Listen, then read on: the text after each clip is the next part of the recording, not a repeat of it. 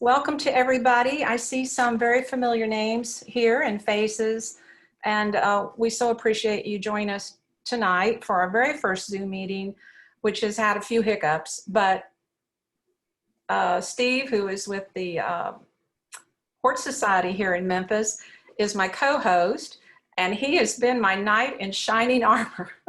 And I want you to know how much I appreciate him tonight.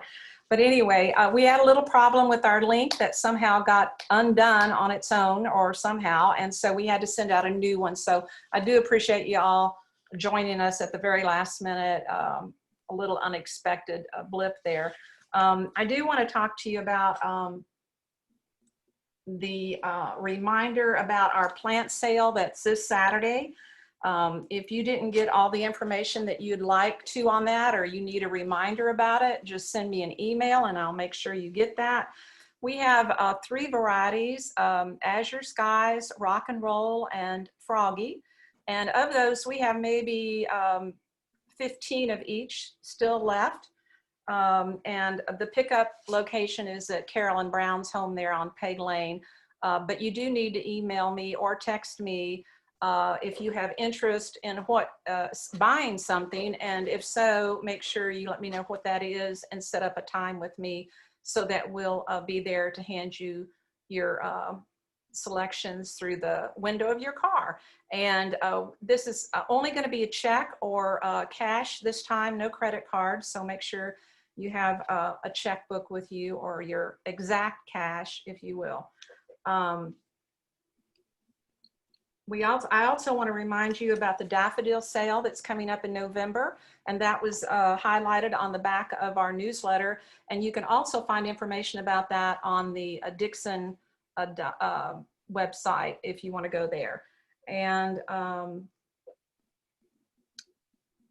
we have set you up so that you are muted, and we'll have to unmute you later at the end of the presentation. You can ask questions at that time, or you can type into the chat at any time that a question occurs to you, put it in there, and at the end of the program, we'll read through those requests or questions and we'll address those for you. So is there anything else, Steve, that I might have forgotten to tell people here? Is that about it?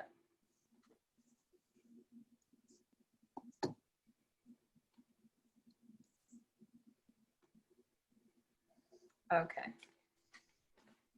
Well, for some reason I don't hear Steve now. I can't hear you.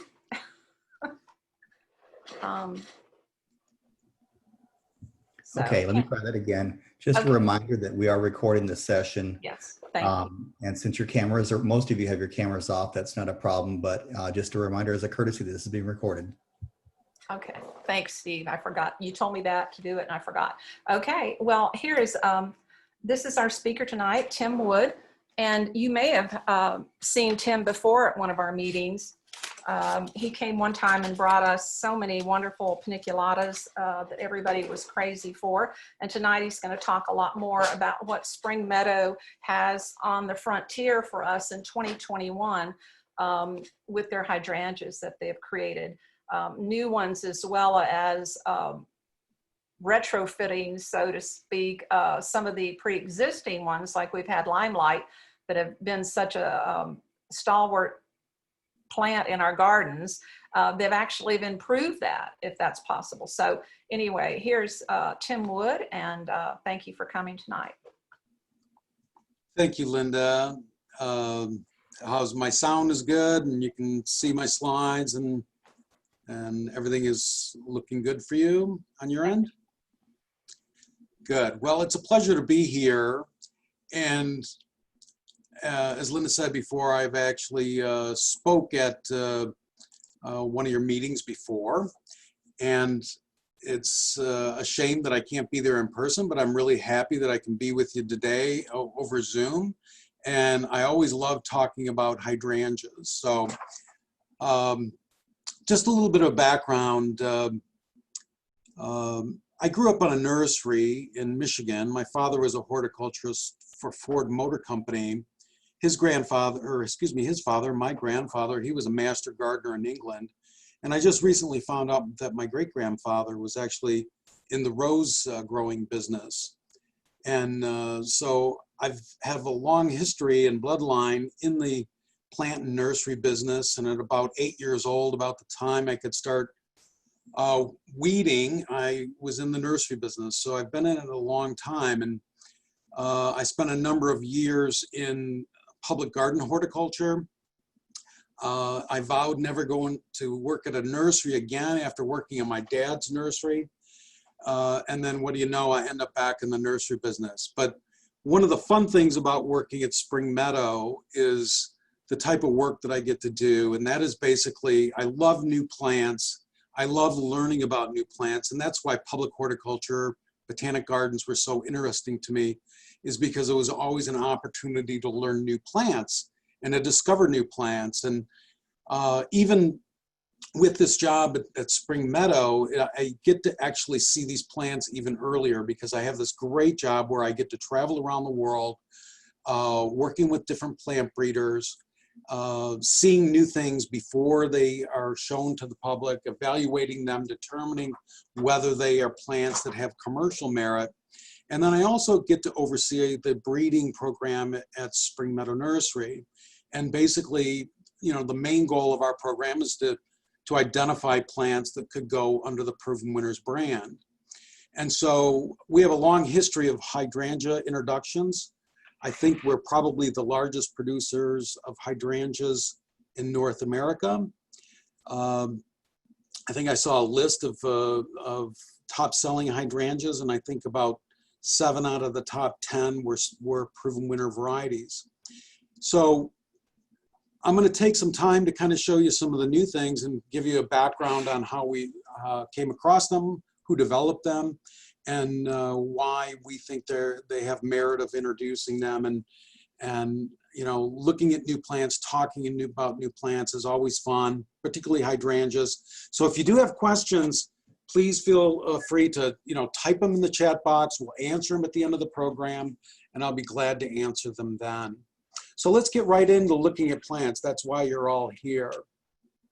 So the first plant, we're going to look at a number of Hydrangea paniculata, and the first is Limelight Prime. Last year we started selling, or early this spring, we started shipping liners of Limelight Prime to our licensing network.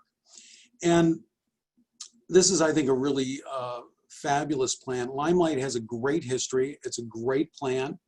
It's one of the best-selling hydrangeas in the world. No matter where I go, whether it's Russia or Iowa or Michigan, Limelight is easily spotted in people's yards and neighborhoods, and it's a beautiful plant. But, you know, there were things about Limelight that we felt could be improved.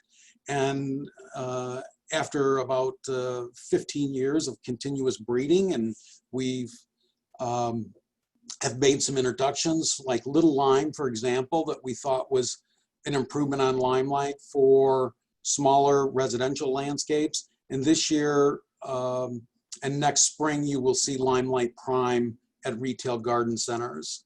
So it has that same beautiful, bright lime color. One of the things about Limelight that you'll remember or know, particularly if you live in the South, and a lot of you probably do, is Limelight does fade to white. And where this plant holds its color longer, particularly through the heat of the summer. I'm going to take you to our seedling fields and show you the original plant. And there's a couple of things that I want to point out to you about the plant. Is one, I want you to note the strong upright stems. And Limelight is a pretty strong stemmed plant, although if you cut it back very hard and get those extra large blooms, you can get stems that fall on it. So selecting for strong stems is a very important part of our breeding program. The other thing I really like about Limelight Prime is that Limelight, I think, often has a tendency to go chlorotic on you. It has a light colored leaf, and Limelight Prime kind of addresses that. It is one of the darkest leafed varieties of paniculata that we've come across. So we love the straight, strong stems. We love the dark foliage, And we love the presentation of the blooms as well and how they hold the color. So a very showy plant, beautiful foliage, same landscape qualities that you get with limelight. I would say it's about 25% shorter than limelight. So it's not as big as limelight, and obviously limelight can get to be quite a big plant. It's not as small as little lime, but fits a little bit in between those two particular plants. So it's a little bit more landscaper friendly, a little bit lower maintenance because you don't have to fight that big limelight plant. Again, you get those nice strong stems and a really nice contrast between the foliage and the blooms. So this is side-by-side comparison with limelight on the left and limelight prime on the right. And so you see that fading that I talked about a little bit earlier, where limelight prime holds that color throughout the season. Same similar type blooms. And as a contrast in between blooms and a contrast between limelight and limelight prime, you see in this picture in the foreground limelight prime. If you look at just behind it, that very tall plant with the lighter colored blooms, that's actually limelight as a comparison in our trials. So you can see the two together. You can see that this plant is a little bit more restrained in overall height. You can see that it's holding its bloom color, and it's looking very good. So we're really excited about this plant. We've gotten really good feedback from our growers, and in all of our trials, it has performed very well. The other thing that I'd like to say is that limelight is a plant that can have good bloom coloration as autumn comes along, but at the same time, it's very inconsistent. Where limelight prime is a much better plant in terms of the overall coloration of the aging blooms. And so you do get more pinks. I actually went out into our test fields today and was looking at the same block of plants. They're entirely a dark, rich pink right now. And they still look fabulous. They have we had a freeze, so there is a little bit of frost on the one side of the blooms. But basically the plant is still looking great, and the color is really superb. So it's giving you, I think, more. It's really building on what limelight, everything that people love about limelight, but fixing some of those minor flaws that we had with limelight. And here is a picture of the plant deeper into the season. Again, limelight is in the back, limelight prime in the front, and you can see that, you know, we're getting much better coloration as the plants age. So limelight prime is something we're really excited about. It is available, I think, on some mail order sites right now. The growers were allowed to sell this fall, but primarily I think they're reserving most of them for next spring. And then we also have this smaller plant, Firelight Tidbit, and it is a very squat dwarf plant, smaller than a little lime. I would say it's really more in the size of a bobo, but a very nice mounded habit. It comes out with a nice, rich, bright green coloration, good strong blooms, nice habit that gives you the opportunity to use paniculatas in a situation where maybe you would use a macrophylla. So it really opens up the opportunities of how we can use hydrangea paniculata in the landscape, whether it's a low hedge or whether it's mixed into a perennial garden. It gives you just a whole nother way to use hydrangeas. And then basically, again, just a trim of these plants in the either early spring or late fall will help you maintain this. Now, over time, I'm sure, just like any dwarf plant, it will build on itself and it will get larger.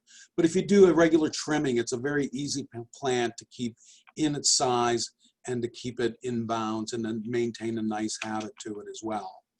And then you can see as the season progresses, the blooms take on a little bit more of a creamy color. They begin to take on hues of pink at the lower portions of the bloom, working their way up. You have very good flower coverage, kind of like you do with Bobo, but not as lacy. So I think a nice introduction that complements Bobo, but Bobo is not a plant that really gives you a lot of autumn coloration. Again, it can be hit or miss depending on the season, but this plant is a plant that shows good fall color on a consistent basis. And then eventually the flower color gets even darker and more red as the season progresses.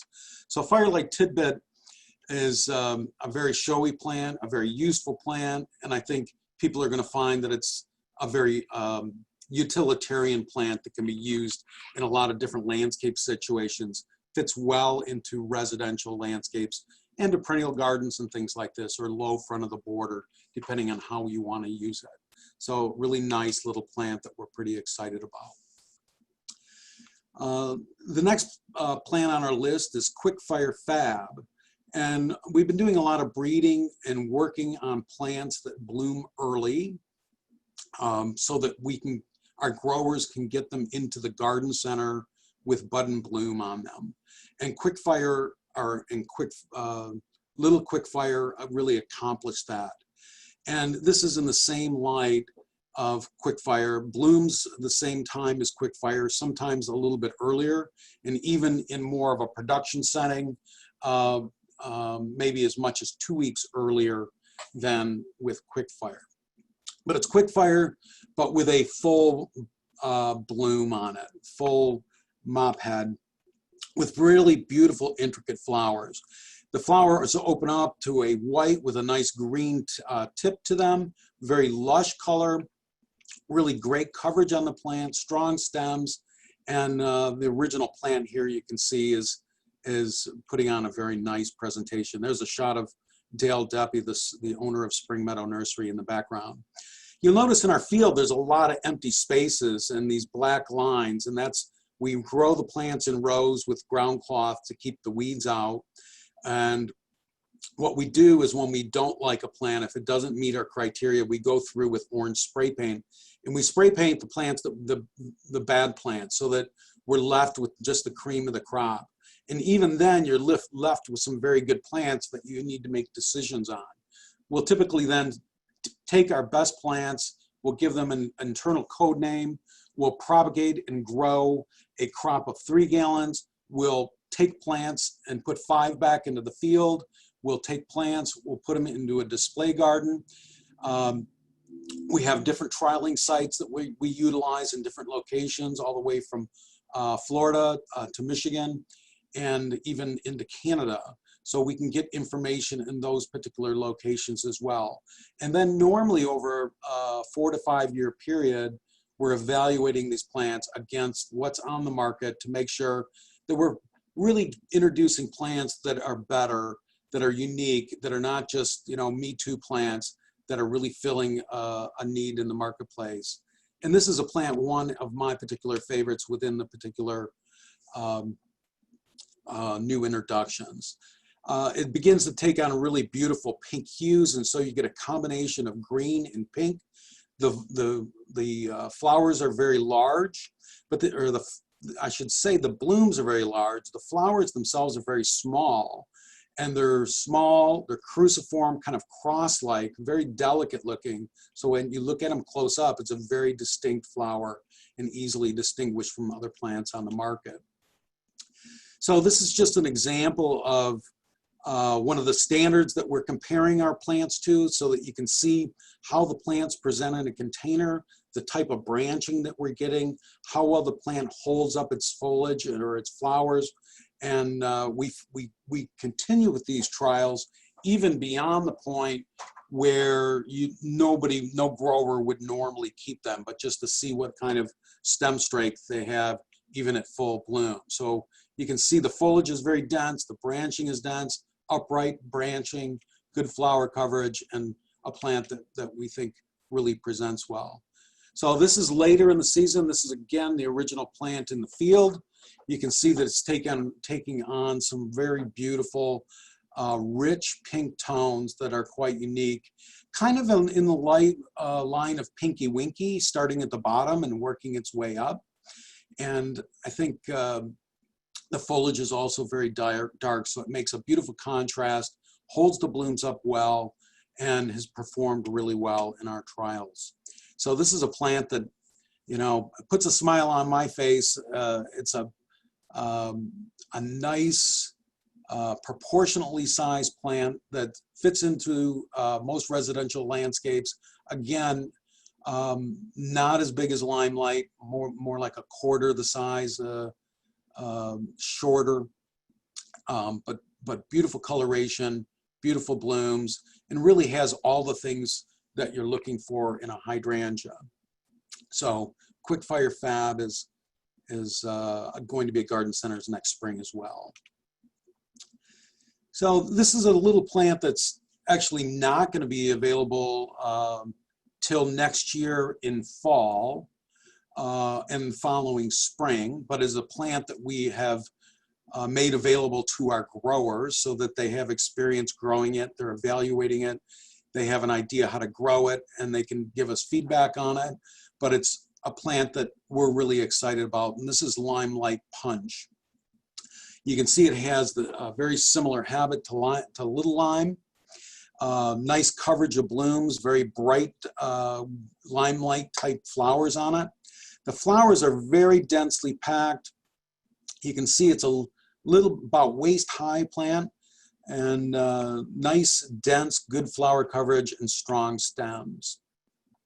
But I really love the density of these flowers. These they feel like you're holding a football. The flowers are that heavy. They're going to be great plants for using for cuts. They're going to be great plants for using for making wreaths because the flowers are so thick, so dense that it's quite unique in anything that we've seen before. Again, it starts taking on pink tones relatively quickly. You can see that even though the blooms are still opening on the plant, we're starting to see pink coloration come in. And then eventually you get into these really ruby red, raspberry colors. And then you also have, like you see in this picture at times, you know, multiple stages of coloration on the plant all at the same time, so that you have this really multicolored bloom effect going forward, and is just, you know, amazing to look at. I mean, it's just a standout in the field, and it's been a standout in our trials. So Little Lime Punch is, again, a plant that's, I think, going to really work well into the garden.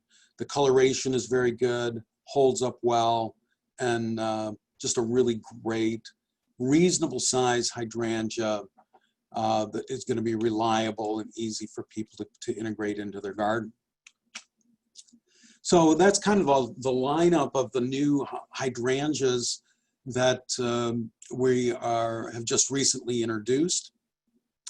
And again, the three, Limelight, Quick Fire Fab, and Tidbit, are available in mail order and will be available in garden centers in the spring. And then it'll be followed up by Little Lime Punch. So these are all out of Spring Meadow breeding. We are evaluating plants from other people's breeding as well. But generally speaking, I'm really pleased with the way that the breeding that has taken place at Spring Meadow. Megan Matai is our plant breeder. She's been doing a fabulous job. The evaluations that we're doing are painstaking.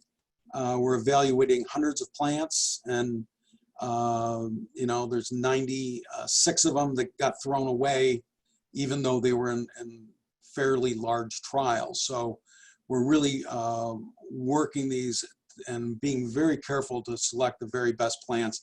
And I think it makes a very nice lineup, and I think they're going to be great additions to the paniculata field. So moving on, I just like to say, you know, kind of summarize each plant or each group of plants and like why grow it. You know, I think the main reason we're seeing such growth in hydrangea paniculatas is that people are really tired of hydrangeas that do not flower. I mean, it's very difficult for a lot of people. We're living in a continental climate. Most of the genetics in hydrangea macrophylla are Asian species. They're maritime plants. They don't like the big swings that we get in the spring normally in the United States. So most of us don't live on Cape Cod, we don't live in Vancouver, so we don't always get those really big, powerful blooms like you see in the Martha Stewart magazine. So it's really great to have a plant that performs, and Hydrangea paniculata has been that plant. Easy to grow, easy to flower. We have a lot of different useful and unique habits. The branching is getting stronger and the flower colors are getting even more spectacular. So lots of really fun things coming down the line. And it's just amazing what has been pulled out of these genetics. You know, I think back in the 20 years that I've been at Spring Meadow, or 23 years or so, and remembering, you know, we were selling plants like Tardiva and Brussels lace. And I remember reading in Dr. Durr's book, and his comments on Hydrangea paniculata were not very flattering. And it's amazing that the breeding that has taken place, and a lot of it started with Jelena de Belder in Belgium, who introduced some really great plants, but a lot of other breeders have continued to do this work. And now we're at the point where we're really paying off with good breeding. And it's a testament to the hidden genetics in these plants that out of this one species, we've been able to really develop such spectacular, useful plants. So I want to move on to another species of hydrangea. If you're hydrangea aficionados, you've probably seen this plant online. You've probably noted that it has won the Best Plant Award at Chelsea. Fairy Trail Bride is a cascading hydrangea. It's known by a few other names, whether you're in Japan or whether you're in Europe. I think Runaway Bride is the name of it in Europe. And this is Ushiro, the breeder at Proven Winners in Japan, with Plant 21. And he is the person that developed this particular breeding line. And this is such a remarkable plant, and it's just captivated people's imaginations. And no one has really ever seen a hydrangea perform like this before. These long cascading stems with flowers, like on a viburnum plicatum, a set of flowers coming out of every single node up and down the stem. These big, beautiful, pure white flowers make it quite an exceptional plant. So Plant of the Year at Chelsea, people realized this was something special. Here's a close-up of the stem, and you can kind of see that, you know, the different flowers that are coming out of this plant up and down the stem, and you end up with this really unique display. In Asia, their nomenclature is quite different than some of the nomenclature here. There's a lot of disagreements about whether a plant, what the name of the plant is. This is probably a cross between Macrophylla and Scandens, or some subspecies of Scandens, that gives you that cascading habit, and the Macrophylla giving you the large, showy blooms. Between the two of them, it creates quite an unusual plant that can be used in many different ways. I mean, here you see it being grown as a hanging basket, and in bloom, this thing would be obviously gorgeous, a lot like the first image, but hanging in a basket gives you a whole new use for hydrangeas. It's just about ready to bloom. This is a picture I took in Germany a couple of years ago. And depending on how you prune it, you can have, you know, a non-cascading plant, you can have a cascading plant. This is in about like a 6-inch cup and a very nice decorative container. I think that for many people, depending on where you live, this is a lot more like a old-fashioned hydrangea macrophylla. So if you live in a location where you cannot reliably get flowers on a hydrangea macrophylla, you're not going to get flowers on this plant, okay? It is not a rebloomer. It is just a very long bloomer. Because it blooms up and down that stem, you get lots and lots of blooms. Now, if the tips get frosted, obviously there are more blooms on the interior, so that is a growing advantage as well. Right now we are putting a zone 7 on this plant. It's definitely root hardy into zone 5, and we've seen it perform in mild winters in zone 6. We may end up adjusting that, but at the moment we're being conservative, and I think it's really, again, best suited for locations that have a milder winter than you do in Michigan. If you want to grow this plant, you live in a more northern climate, then I would recommend protecting it. So you could protect it by putting, cutting up evergreen boughs and covering the plant, or putting leaves over it and protecting it.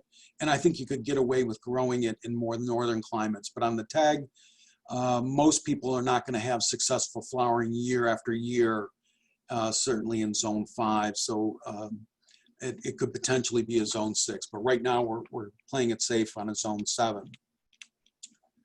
So why grow the plant? A unique bloom, unique look, unique habit, many new uses. And again, the limitations is that it's going to need winter protection if you want to see reliable blooming on the plant. But I think that it's such a beautiful plant that there's going to be a lot of people that want to buy it and grow it. I think it's going to have a very strong presence in the floral and decorative market because it's so unique and because it's such a beautiful flower, beautiful plant. So Fairy Trail Bride, Cascading Hydrangea. I'm going to give you a little bit of a peek into our breeding greenhouse and our trialing greenhouse. What you're looking at in front of you is a typical hydrangea macrophylla that blooms on old wood. And I have 4 rows here, and every other row is treated with aluminum so that I know whether it's going to be a good blue or not a good blue.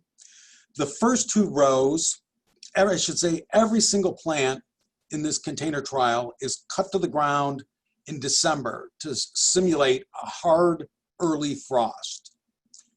Okay, and then we let the plants grow out. They start to form buds, and then the flower buds, the plants on the 2 rows on the right hand side, we cut them down a second time to simulate a spring frost knocking the plants to the ground. And so then we want to determine, after getting killed back in the winter or getting killed back in the spring, will the plant flower? And as you can see here, there are no flowers. So this is a very good control of what an old-fashioned typical hydrangea would look like. You're not going to get blooms, and this is why everybody complains, why isn't my hydrangea blooming? So this is some of our breeding lines. These plants were treated exactly the same way that we treated the plants in the previous slide. All of the plants were cut back in December, and then they were also, after they were in the bud stage, they were cut back again to the ground to simulate getting frosted in the spring. And so this is our first criteria of selection to determine whether a plant stays in our trial or not. If it can't do this, we throw it away, okay? Then after this, what we'll do is we'll then move these plants out into the field and evaluate how they grow in Michigan. And Michigan's a terrible place to grow hydrangeas because our hydrangeas have already been frosted out in the field, and they look like they're pretty much dead. So they get killed back to the ground pretty much every year. This is a picture of Let's Dance Big Band. And it's a very rich, dark reddish pink. You can see on the left-hand side, really strong rebloomer, great container presentation, really big flowers, intense flower coloration, really very good mildew resistance. We're always selecting for mildew resistance on these as well, but it gives you an idea how we're trialing our plants. Now, I can do this, and I can do this in our production trials, but really the trial has got to go outside to really determine how a plant's going to perform. So we do need to move the plants outside. But I do want to give you an idea of like the quality of flowers and plants on our reblooming Let's Dance line. So we're continually improving what the presentation in the container looks like, what the presentation in the garden looks like. We're getting richer, more intense colors, better blues, better pinks and reds. And I think this is a really good example. This was introduced last year, should be in the garden centers. It was in the garden centers this year. Excuse me. And Big Band, Let's Dance Big Band is a really beautiful plant, and I think that people are going to enjoy it. Here's another look at the trial. Again, bluing versus non-bluing. Tends to be more of a purple than a blue, depending on how far you push it. And again, can vary from pink to red depending on what the weather is like. The more heat you get, the more pink it will be. The more sun and the cooler weather, the more red the blooms will be. But great presentation, no matter whether it's cut back once or cut back twice in this trial that the plants perform. So beautiful blooms. This is kind of like the progression. Our goal is to get rid of the city line hydrangeas that we've been selling. They're not reliable bloomers for most people in the United States. You have to live in a warmer climate or a more coastal climate to have the yearly success of having blooms. So the goal is on a lot of our plants is to compact the plants like the city line, bigger, intenser flowers like the city line, but reblooming as well and remont as well. Here you can see the flowers as they age, that we like that as well. So why grow it? Intense red pink flowers, strong stems, mildew resistance, and good rebloomer. So that's Let's Dance Big Band. This is probably in our Macrophylla serrata hybrid crosses. This is really probably one of the most exciting plants that I've ever come across. And it kind of has it has double florets. It kind of has a labyrinth white type of a bloom with sometimes you get mop heads, sometimes you get lace caps, sometimes you get plant flowers in between. It can be a lavender, it can be a bright pink. And the thing that's really remarkable about this plant is the speed to which it reblooms. This is in the garden outside in Michigan. I took this in late summer. You can see the bloom is faded in the center, and under that one bloom, before it finishes its show, you're getting 4 or 5 new blooms, buds coming up behind it. And this just repeats itself with a candelabra-like effect. You can take what's remarkable about this plant is that you can take a liner that Spring Meadow sells that's been trimmed 3 or 4 times, potted up in June, and basically within 7 to 12 months, depending on your growing conditions, you can have a blooming plant. So it really doesn't require a fertilization. It can just go into a pot and a grower can grow it without even having to overwinter it. They can sell it in the same year with blooms without having to have a pre-chilled, pre-bud liner to have a beautiful blooming plant. So Let's Dance Can Do. I should note earlier on, this is a plant that's been on the market for 1 year. We originally introduced it as Can. We had a dispute on the name, so we renamed it Can Do. And we actually like the name better, so we're happy about that. But if you see Can, it's the same thing as Can Do. So going forward, it's going to be Can Do. So here you can see a plant in our test garden. It's about 3rd bloom at this particular point in time. And you can see blooms deep within it that have faded. You can see a set of other blooms that have come out, and you can see hundreds of blooms. This is one plant. I've never seen anything like it. And the beautiful thing about this is it has a lot of Hydrangea serrata in it. So it's actually very stem hardy. It's very bud hardy. So you're going to get less dieback on it, even in Michigan. So in the South, I don't think that you're going to have a problem with it. But the amount of blooms, the speed of blooms, this is the kind of gold standard of a reblooming. This is what we all have been dreaming about, at least I've been dreaming about. Instead of a rebloomer that just sends up a couple flowers in, you know, September, October in Michigan, we have a plant that actually flowers in, you know, late June, July, August, September, all the way until frost. And to do that in Michigan is just, you know, puts a smile on your face, because it took a lot of time to get to this point where we had plants that could do this. Let's Can Do, beautiful flowers. I don't know if I have a picture of the fall color. This is the fall color we had last year on it, and just at one particular time. There is beautiful red, and eventually this goes to a purple. Right now in the front of our office, we have a row of them. It's flowering, it's sending up buds still, and the foliage is dark purple. So it's a pretty exciting plant. I'm excited to hear what feedback I get from different people that have it. But from everything that I've seen, from Florida to Michigan and into Canada, this plant has been a really strong performer. Can do. And kind of along that same particular breeding, with crossing Hydrangea serrata and Hydrangea macrophylla, we're in many ways kind of like almost blending our Tough Stuff line with our Let's Dance line and bringing out the best qualities of both of those plants. So getting the toughness of Tough Stuff, but getting the blooms and the beautiful, big, beautiful flowers on Let's Dance are really in some ways kind of merging some of these characteristics together. And Let's Dance Ariba is a good example of that. I mean, here we have a plant that's has a combination of those two particular species in them, but you have a more traditional macrophylla bloom.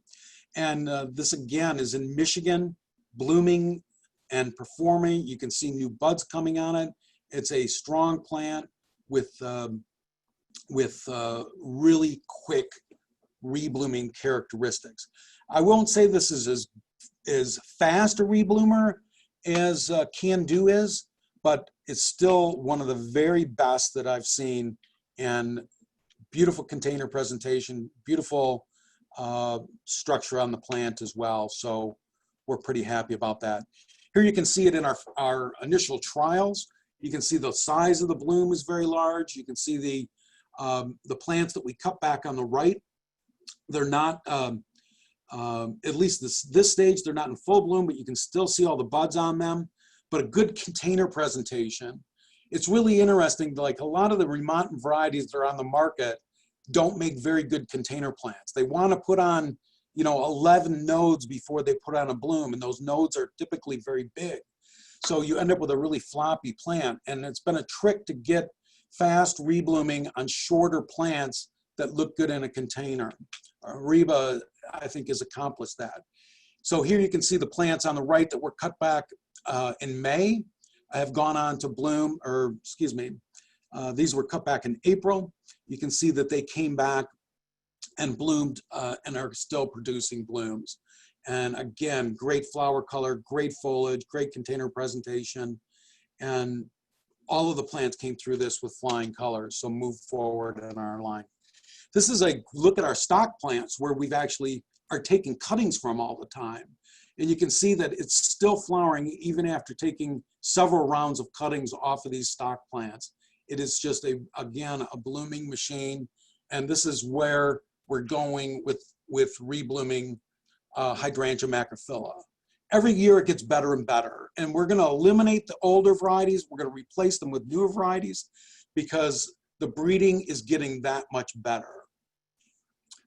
So we've come a long way since, you know, 23, 4 years ago when Endless Summer came onto the market.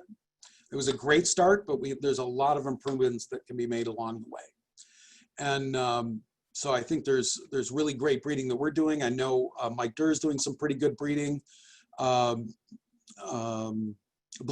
excellent plant as well. And I think deserves kudos for that plant as well. just a look at the flower coloration. I really like the flowers that have this nice green, bright coloration as they open up. It gives you a nice, cheerful looking flower. And as the plants mature, what the particular blooms look like. So Ariba. Why grow it? Very reliable, strong stems, strong reblooming, very reliable. So lots of exciting things when it comes to Macrophylla. So as I said before, our goal is to get rid of the city line. And so for the super dwarf compact varieties, our plan is to replace it with a line called Wee Bit. And this is Wee Bit Giddy. We have Wee Bit Grumpy and Wee Bit Giddy. And both of them are dwarf compact plants with remontancy and reliable blooming.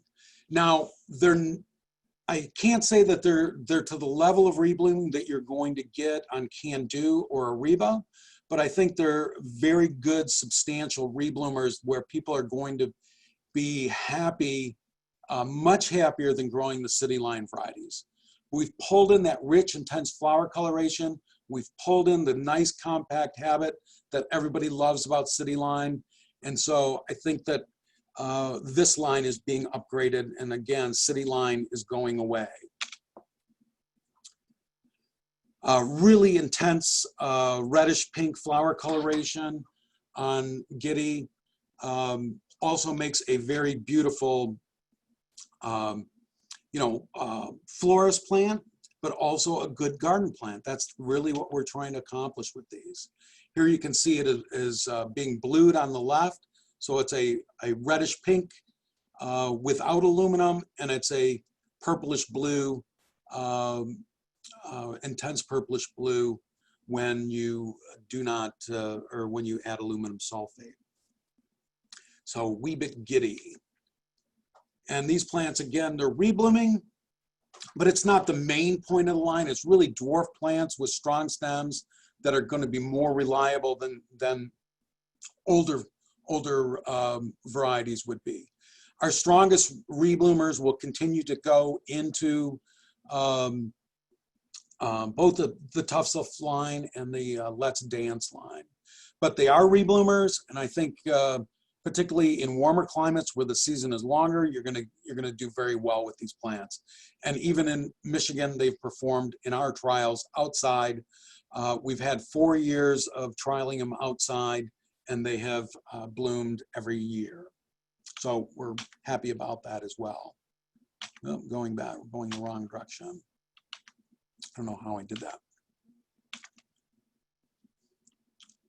Oh, I guess I'm going, excuse me, I'm hitting the wrong button.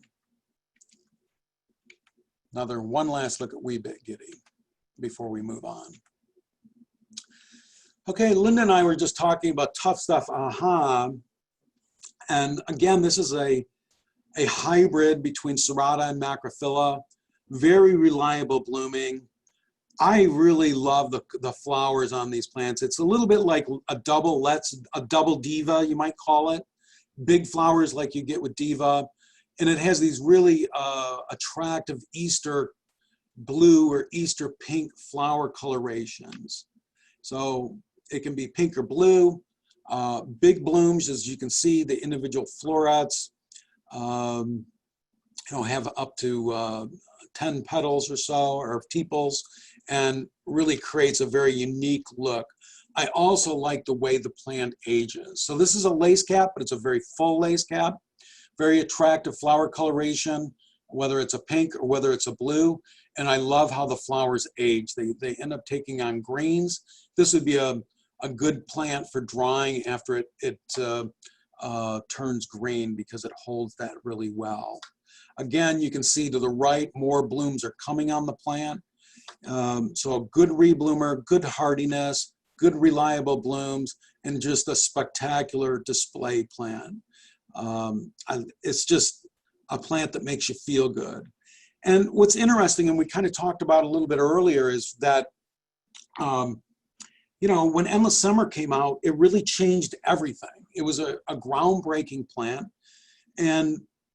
But what it did is kind of like what Knockout did to the rose business. It ruined the rose business, and that every other rose then got compared to what Knockout does. And that's really what happened with Endless Summer. It's like, who wants to grow, you know, these 150, 200 cultivars that don't bloom if you live in the United States? I mean, it's fine if you live in Germany or the Netherlands.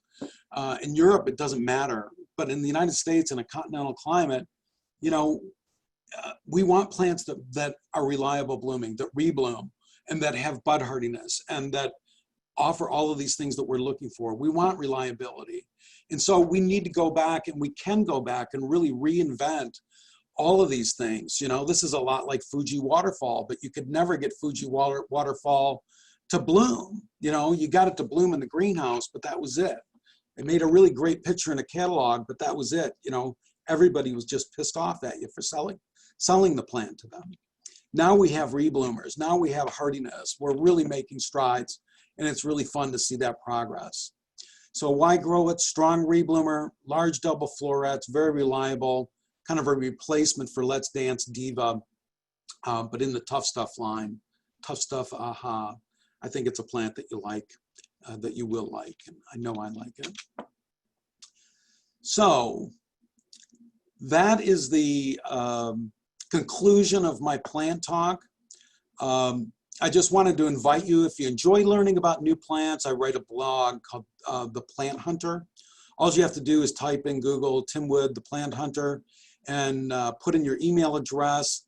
And I don't do a lot of blogging anymore. I also end up doing a lot of, you know, things like Twitter and Instagram. You're welcome to follow me there as well. But I do still do about 4 posts a year on my blog. And so it's never going to spam you. You're not going to get tired of it. It's just going to hopefully delight you when a post comes up. And I take you behind the scenes and show you some of the plant breeders, some of the different work that's being done on plants, both hydrangeas as well as other woody plants. So I do hope that if you're interested in new plants, that you would subscribe to that. We have time, I know, for questions. And if there are any questions, I would be happy to take those now. Oh, excuse me 1 second. I have a bonus plant. And Hydrangea arborescens radiata, I forgot this one. I added it at the end. Native plant, and used to be a plant you could only get with white flowers, and now you can get it with purplish pink flowers with invincible lace. This is going to be a new introduction. You'll be able to find it on mail order this year, next year in garden centers. It's got beautiful purple stems that are really wiry and strong. They hold up the blooms really well. You get this really nice starry look to the plant. Rock solid garden plant, mixes well with perennials. And I think you're going to really appreciate the overall look. I think it's very graceful, kind of like a purplish pink green, Queen Anne's lace would look great in a prairie garden or a perennial design, and look good in mass plantings as well. So you can see very nice container plant, invincible lace, and just a really nice addition to our native plant line. I think that's the last of them. So kind of replaces some of the white ones or goes in addition to the white ones. It's a good source of pollen if you want pollinators to come. You know, I have a couple other plants that I'm going to sneak in as well. How are we doing on time? We got a minute, right? Okay, Linda, you're muted, so I can't hear you.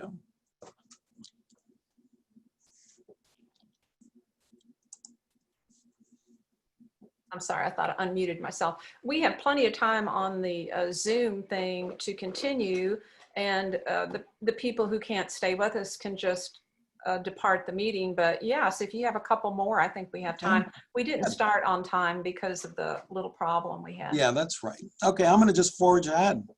I put in a few extra plants depending on whether we had enough time, so I'm going to keep going with a few more things that I think that you're going to like. Hydrangea arborescens, obviously a lot of interesting breeding taking place.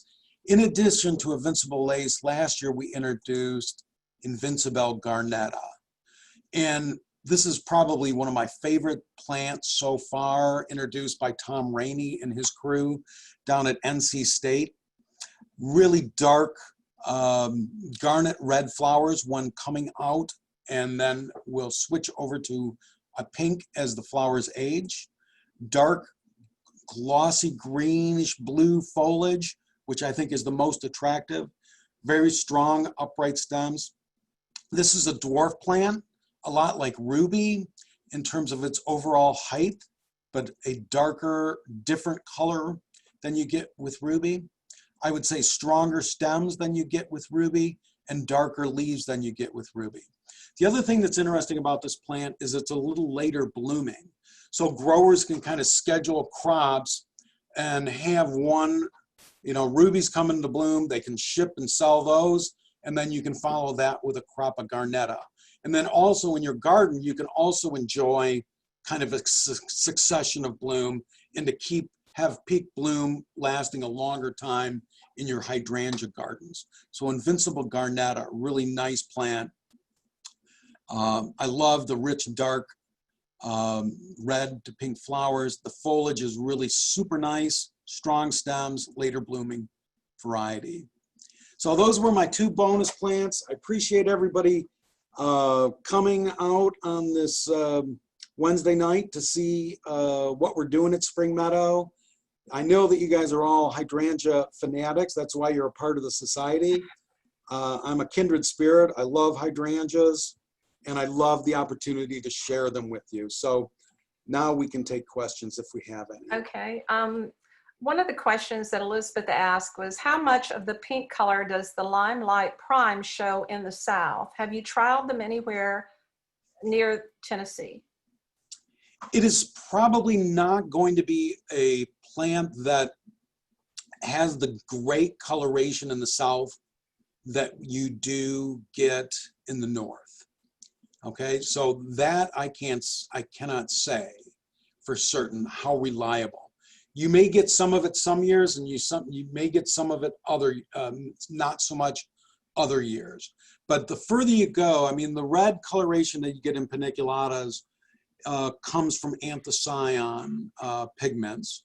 And basically the thing that brings them out, gives you the best coloration, are cool temperature, sunny weather.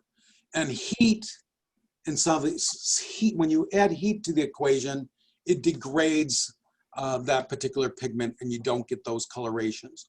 So normally you're not going to get the colorations. We're working on that particular issue, and we think we have some plants that will color in the deep South.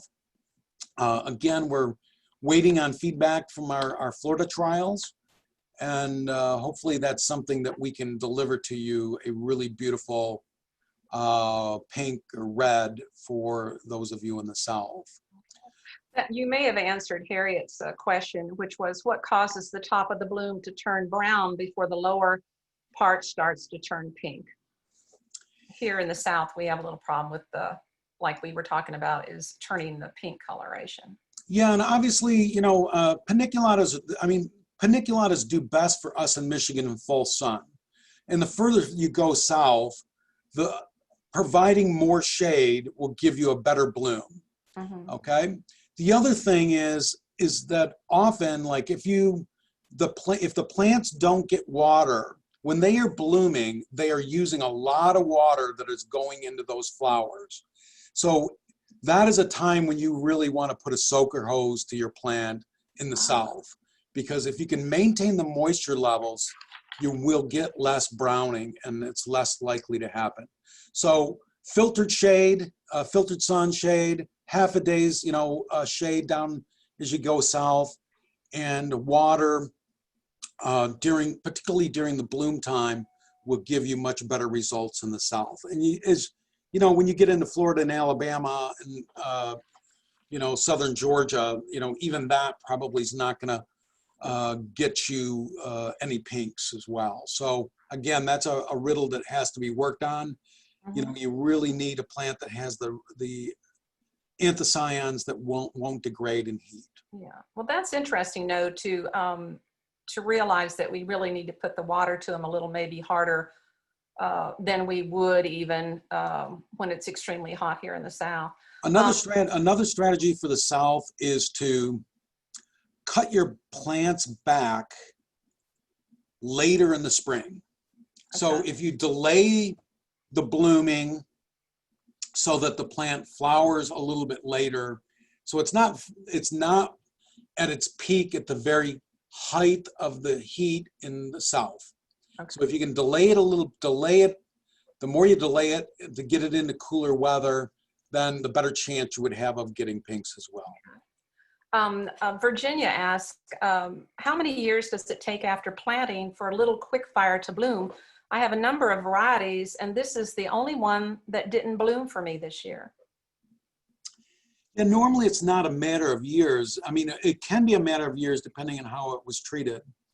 And I've got a little bit of an idea on this, and that I think that when you have a lot of these dwarf plants, when you cut into them deeply, that you end up with less flowers. And, you know, Ball introduced a plant, I can't really read, it was called Bombshell, and everybody complained, like, no flowers, no flowers. And a lot of these plants that are early blooming or dwarf, many of them have either praecox or daruma in them, which are, again, some early blooming blood on them, in them. And I think that some of the flower buds are actually formed much earlier on these plants. So if a grower is trimming them, Okay. and they put them in the store, you will not get the bloom. So the less pruning you can do on the dwarf ones, the better. And just doing a trim to remove the old flowers, I think will give you better results with some of these dwarfer plants, because there's not a lot of growth on them to begin with. Mm-hmm. Well, that's interesting. I had never, you know, people ask us questions a lot on the hydrangea Facebook page, and things like this that you're saying to me are helpful, I think, to all of us, but I can relay this now to our Facebook followers a little bit if they have similar questions. Jason Reeves wanted to ask you, what cultivars of paniculatas will you be removing from production in the near future? That's a good question. I mean, we have actually, one of my favorite plants in our line was a plant called Little Lamb that came from Yelena de Belder. And we actually dropped it a year ago. We didn't really make a lot of fanfare about dropping it. And it's amazing. I mean, I have a bunch of people that are hating on me because we dropped the plant, because it has a following. Yeah. And I think it's a very beautiful plant. It's very delicate. It's a dwarf plant for us, or moderately dwarf for depending on how old it is. But you can maintain it small. It is very good fall coloration. And it's just a plant that doesn't make a good container. So the growers hated it. You know, it just wasn't strong enough. And then with the introduction of plants like Bobo, and now with Tidbit, you have plants that look better in a container. So the growers really don't want to grow a plant like Little Lamb anymore. So Right. It's a tough decision. You know, you're selling 50,000 plants, and to drop it is a difficult decision. But I mean, our main goal is to make sure that everybody's happy with a plant and the performance of the plant. So as we get better and better plants, we will drop them and we will replace them. I mean, we have no qualms about doing that. I know that it can be frustrating at times for landscapers. They get kind of used to growing something, and then, you know, you phase it out. But, Right. you know, I mean, if you did what the growers and the landscapers wanted you to do, we'd all be growing PG hydrangea and tardiva. Okay, so you need to evolve, and you know, sometimes we have to bite the bullet. But I think that we have no plans on dropping Limelight. We're going to continue to sell it. We are happy to add Limelight Prime. The market will decide which plants are popular and which ones are not. It's, you know, I can't necessarily decide that. It's going to all come down to how well these plants perform in your garden. And the best that I can do is, you know, do the breeding, do the trialing, look at the attributes, make comparisons against what's on the market, and when we have a better plant, introduce it. And as we begin to see that, you know, people migrate to the better plants, then older plants will get phased out. So, I mean, if you love some of the current varieties, you know, maybe you'll start an heirloom collection, and you can have an heirloom hydrangea garden. Well, will you still, in that vein, Jason was asking about quick fire. Do you think that will be dropped since you have so many new quick fires variations? You know, I don't think that, I think if we introduce quick fire, it will be, you will be glad we drop quick fire, okay? Okay. We will have a plant that performs and is better than quick fire. I mean, if you look, for example, at Diva, Let's Dance Diva, really it's being replaced by Tough Stuff Aha.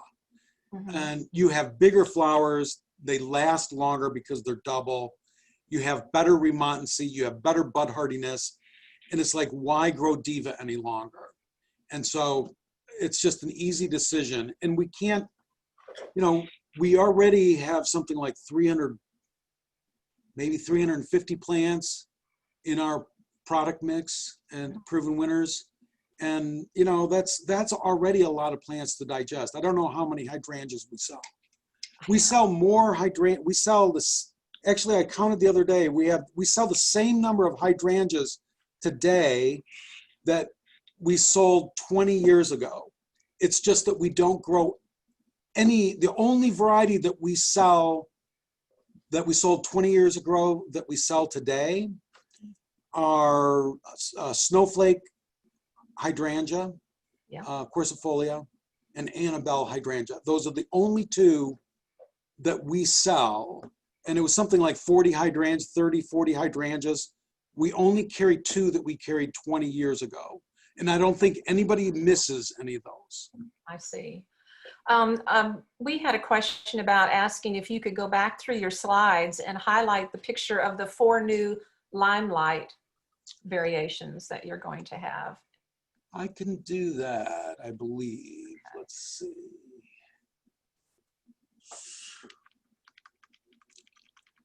Hey, don't everybody look away so you don't get seasick.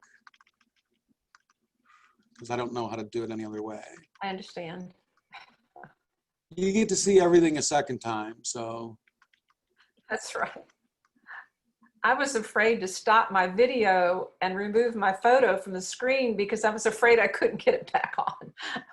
We had a few blips earlier and it made me a little jumpy about messing with the other controls. There are the 4. There you go. Yeah. They're beautiful. They're very beautiful. This watermelon color is very intense on 2 of them there. Yeah. You know, you wouldn't believe, I mean, it is so hard to throw away beautiful plants. But I mean, yeah. How many plants do you need that fit that already fill a particular niche, you know? Right. So you got to really just, you know, bite the bullet and, you know, pick what you feel is the best plant and move forward with it. It's a grueling process. It's a fun process. We track the flowering dates on everything. We track the day it turns pink. We track the day that the flower gets ugly. We look at the plants in containers and we look at the plants as a liner. You know, we look at them in all these different ways, and, you know, it takes a lot of work to get it down to 4 plants. But I think they're good I'm really proud of these and I'm proud of our breeding team. So I think you answered this earlier, but we have someone asking, is the pink on the new paniculatas likely to be more reliable in the South, or you're still working on that? I think that we are going to find out where and how deep the pink coloration will go. With these. We don't have all of those answers. Right. You know, you can have 4 trialing sites and you still don't, you know, I don't have Memphis on my list of trialing sites. So plants perform differently in different areas. I mean, yeah. Plants, if I go 4 miles west of me to Lake Michigan, I can grow hydrangea Nico and get blooms on it every year. And it's a zone 6 over there. I'm in a zone 5, 4 miles away. Right. And everything gets frosted and killed here. And if it's not a rebloomer, it doesn't flower in my field. Right. So, I mean, that's how climates are, soils are, moisture levels are, cloud covers are. So only time is going to tell. And people like Jason that are doing the trials in Tennessee, he's going to give you the answer. We're going to make sure he gets the plants. At some point in time, you know, we're always glad to share plants with the Midsouth Hydrangea Society. So we will continue to have opportunities for a fundraiser for your society to get you the new plants like we have in the past. So you can grow these, and you know, you can make your recommendation based on where you live, whether they're good plants for your variety. Plants are not widgets. Yeah, well, I unmuted Jason there. He said he's going to be adding all 4 of the new paniculatas to the collection at the UT experimental station there in Jackson, Tennessee this fall. Excellent. And they already have 45 that they're currently growing. And I had gone up in July and saw them. I was really impressed with how good some of them really were in the conditions. He puts them through, I'm telling you, he puts them through the hoops. So anyway, how did the Can Do do at the fall sale, Jason? You had a fall sale in Jackson recently. Yeah, it's good to know it's can do, because it still came in as can. We got the plants in the 1st of September from Spring Meadow, and I think we had we sold about half of them. They were in quick turns, but they look great. So Good. Okay. or at the spring sale. So we may have some at the spring sale. Oh yeah. Okay. All right. I'm typing my order to Amy as we listen to the lecture. Okay. All right. Well, well, guys, we just have, thank you, Tim, really inspired us, I'm sure, to look forward, especially, and to go out into our gardens and figure out how we're going to shoehorn in a few more of these hydrangeas. And for me, it's a challenge. But there are so many on the market, and it's wonderful to really have someone present to us and narrow down and focus us a little bit better, because it is kind of overwhelming now sometimes when you go to the nurseries. So anyway, well, thank you all for coming. Do you have any other questions you all want to ask? I think I've covered everybody. Thank you, Steve Shear, who's president of the Memphis Horticultural Society. You're absolute prince for coming through and helping us. And again, I'm so sorry about the link problem, but we'll have another meeting, we hope, in April. And hopefully Steve will have grilled me on how to do this, and we will have everything perfected by April. So we hope to see you back. And thank you so much, Tim. I love the show. And we're recording it. And if when we get done and we find out where we're going to put it or how to get the link to you all, we will send it to you. So thank you all for joining us, and have a nice remaining part of the fall, I guess I should say. All right. So there we go. All right.